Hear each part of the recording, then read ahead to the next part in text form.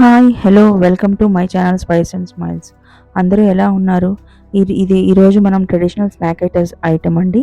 చక్రాలు లేదా జంతికలు ఒక్కొక్క ప్లేస్‌లో ఒక్కొక్క విధంగా కాల్ చేస్తూ ఉంటారు. జనరేషన్స్ మారుతూ ఉన్న ఈ వెరైటీ మాత్రం ఎప్పుడు మన ఇంట్లో ఉంటూనే ఉంటుంది. సో, దీన్ని చేసే విధానాన్ని చూసేద్దాం రండి. నేను ఇది శనగపిండితో చేస్తున్నానండి. దీనికోసం ఒక గ్లాసు శనగపిండి తీసుకుంటే 2 గ్లాసెస్ నేను బియ్యం పిండి తీసుకున్నాను. తర్వాత ఒక స్పూను వాము, అలాగే 2 స్పూన్లు ఒక 3 స్పూన్స్ ఆహ్, తెల్ల నువ్వులు వేసుకున్నాను. అలానే ఒక 1 స్పూన్ ఒక 1 ఫుల్ స్పూన్ కారము, ఒక 1 ఫుల్ స్పూన్ ఉప్పు వేసి కొద్దిగా వాటర్ పోస్తూ కలుపుతూ చపాతీ పిండిలాగా కొద్దిగా లూజ్‌గా చేయాలండి. లూజ్‌గా చేస్తే చక్రాలు బాగా ఆహ్, ఆహ్, ఆహ్, క్రిస్పీగా వస్తాయి. సో, ఇలాగా మొత్తం ఒక్కసారిగా నీళ్లు పోయకుండా కొద్దిగా పట్టినంత వరకు కలుపుతూ వాటర్ పోస్తూ చల్లని కూల్ వాటరేనండి పోస్తూ కలుపుతూ ఉండాలి. చూడండి ఇలాగా స్మూత్‌గా కలపండి. మరీ గట్టిగా అలాగా పిసికేస్తూ కాకుండా కొద్దిగా స్మూత్‌గా వాటర్ పోస్తూ అలాగా పైపైన కలుపుతూ ఒక ముద్దలాగా ఉండలాగా చేయాలి. మనకి చపాతీ పిండి ఉంటుంది కదండీ లూజ్‌గా అలాగా చేసుకొని ఒక 5 మినిట్స్ పక్కన పెట్టండి. ఇక్కడ ఒక పెద్ద బాండీ తీసుకొని దానిలో కొద్దిగా ఆయిల్ పోయండి. ఇక్కడ నేను 1 లీటర్ ఆయిల్ తీసుకున్నాను. సో, ఇది చపాతీలు చక్రాలు మేక్ చేసేది. ఇది మనందరికీ తెలిసే ఉంటుంది. సో, దీన్ని ఒకసారి సెట్ చేయడం కూడా చూపిస్తున్నాను. తెలియని వాళ్ళు ఉంటారు కదా! సో, దీన్ని ఇలా సెట్ చేసిన తర్వాత దీని లోపలికి మనము కలిపి పెట్టుకున్న పిండిని వేసేసి బాగా ఆయిల్ హీట్ ఎక్కిన తర్వాత ఆ పిండిని ఒత్తుతూ చక్రాలు మనము ఈ ఆయిల్‌లో వేయాలి. ఒకసారి చూస్తూ ఉండండి.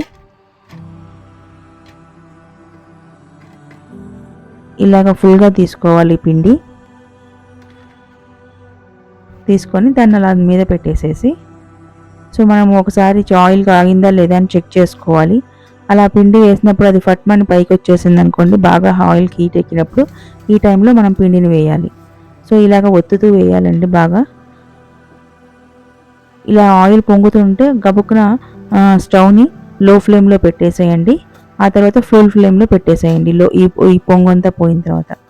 చూడండి ఇలా కాలుతూ ఉన్నప్పుడు ఆ లోపల ఈ ఆయిల్‌లో ఉన్న ఈ బబుల్స్ అన్నీ పోయేదాకా అలానే ఉంచండి.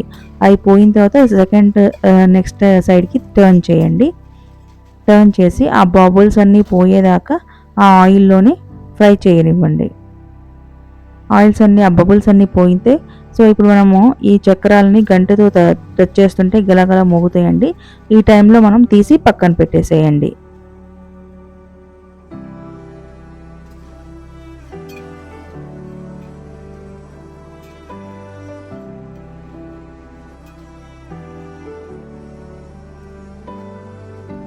ఇవన్నీ ఒక గంటలో దీనిలో వేసేసుకొని ఆ ప్లేట్‌లో పక్కన పెట్టేయండి.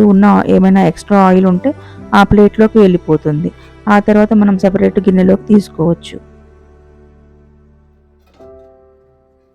సో, ఇలాగ మళ్ళీ నెక్స్ట్ టైంకి కొద్దిగా 5 మినిట్స్ ఆయిల్ బాగా హీట్ అయ్యేదాకా ఉంచి, ఇందాకట్లాగా మనం పిండి తీసుకొని అలాగా ఆయిల్‌లో వేసేయండి.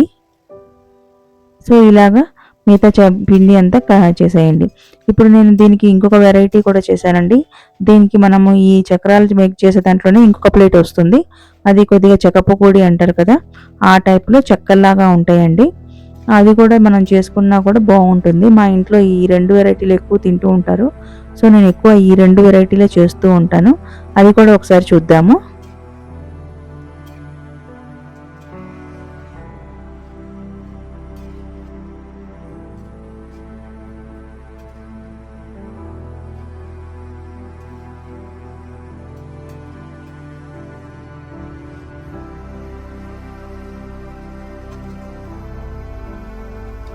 ఇదిగోండి దానికి ప్లేట్ మార్చి మళ్ళీ నేను సెట్ చేశాను.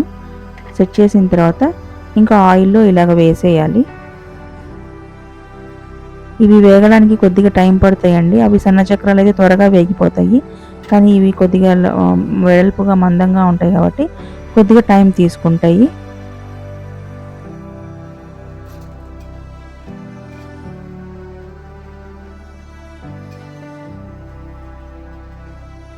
ఇలా వేగుతున్నప్పుడు మనము నెక్స్ట్ సైడ్కి టర్న్ చేసి మళ్ళీ కూడా వాటిని వేయించండి.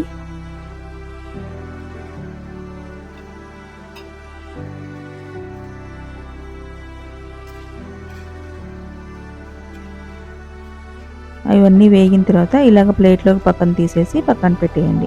ఆయిల్ అంతా వడిచిన తర్వాత వేరే గిన్నెలోకి ట్రాన్స్ఫర్ చేసుకోవచ్చు. సో ఈ విధంగా మనకి 2 వెరైటీలు కంప్లీట్ అయిపోయినాయండి. నాకు హార్డ్లీ ఒక హాఫ్ అన్ అవర్ పడుతుంది ఈ 3 గ్లాసెస్ ఆఫ్ పిండికి. సో ఈ విధంగా మనం ఇంట్లో చేసుకొని పెట్టుకుంటే పిల్లలు అడిగినప్పుడు చాలా ఇష్టంగా తింటారు. ఈ వీడియో నచ్చితే లైక్ చేయండి, షేర్ చేయండి. ఉంటాను.